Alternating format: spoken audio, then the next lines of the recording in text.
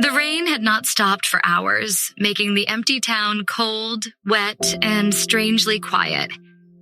Mira, almost 13, held her little brother Leo's hand tightly as they went from door to door, looking for shelter.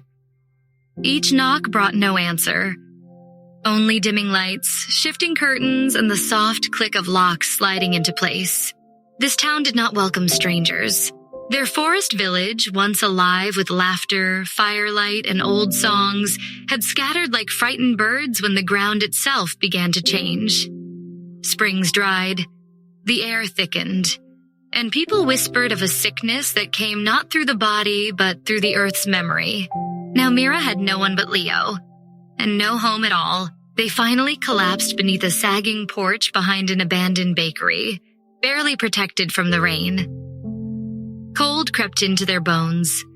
Mira sat crouched, arms wrapped around her knees. Leo curled against her, trembling. "I'm tired," he whispered. "I know," Mira said. She didn't tell him she was afraid they'd disappear, right there in the storm, and no one would even notice. Then something shifted. A strange, soft light appeared down the street. Not lantern fire, but a glow like candlelight underwater. Through the rain walked a tall woman with raven black hair, holding a cherry red umbrella. Her cloak shimmered in shades of midnight and amethyst. Her skin looked almost too perfect. Her eyes icy blue. "Oh, dear children," she said with a silvery voice. "You shouldn't be here in this weather. Come with me. You'll catch your deaths." Mira hesitated. The woman smiled and held out 2 pieces of candy in glittering wrappers. Leo reached for one. That was their first mistake. She took them not to a house, but to a place that looked like one. Tall, narrow, too many windows, all shuttered. The walls were covered in faded ivy, and the door opened with a sigh before she even touched it. Inside, everything felt too quiet. Paintings lined the halls, portraits of children, all smiling. But their eyes looked real. The fire in the hearth burned blue. The soup on the table smelled like honey and memory. Mira began to feel dizzy. "You may rest here tonight," said the woman. "But there's one thing I must ask." Her smile grew thinner. Her shadow moved wrong. No doors, no leaving, not until the clock strikes once. That night, Mira could not sleep. The air pressed down like a blanket soaked in dread. She explored the halls and found an attic door half open.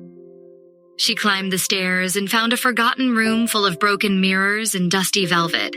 There a voice spoke, not aloud but from inside the air itself. "You're in the house between caught in the hinge of a broken kingdom." A ghostly figure stepped from the shadow, a tall man with a crown of glass, a robe torn at the shoulders. His eyes were hollow, yet kind. "I am King Aurelian, once ruler of the kingdom of Halwyn, but I was betrayed by my queen." He gestured toward the walls. She was not always cruel, but when our only child vanished into a mirror world, she went mad with grief. She sealed our kingdom between realms and turned every child she found into memory trapped forever in portraits. Mira gasped. "The paintings." "Yes. And now she wants you. Your story, your voice. She feeds on it like a song she doesn't want to end." He held out a small silver key. "You can leave, but only if you unlock the grand clock in the East Wing. Do so before 1 chime or you will be trapped here too."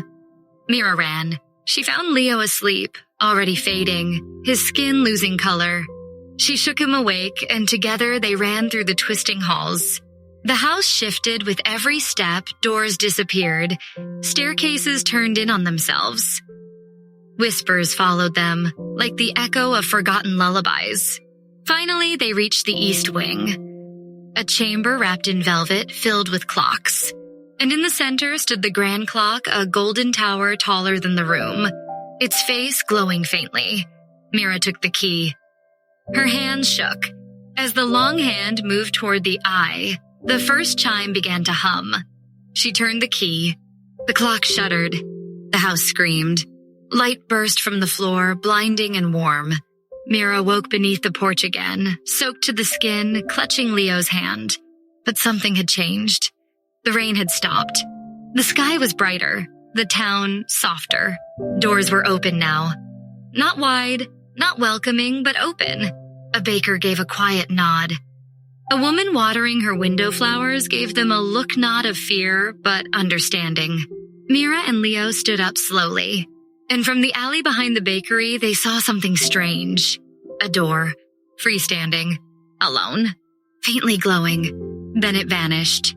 They never saw the woman again. But sometimes when rain falls just right, Mira hears the tick of a distant clock. And sometimes the wind carries voices, children laughing, whispering, remembering. She knows now that the kingdom of Halwyn still floats between places, waiting.